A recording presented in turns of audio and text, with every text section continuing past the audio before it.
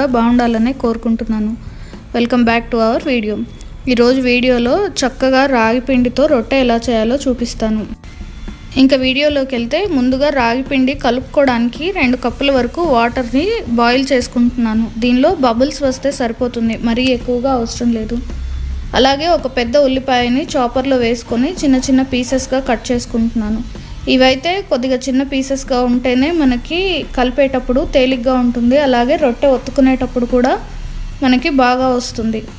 ఉల్లిపాయలను పక్కన పెట్టుకొని దీనిలో ఇంకా కావాల్సినవి ఏంటంటే ఉప్పు, జీలకర్ర, పచ్చిమిరపకాయలు, అల్లం తురుము, కొత్తిమీర, ఇంకా కరివేపాకు.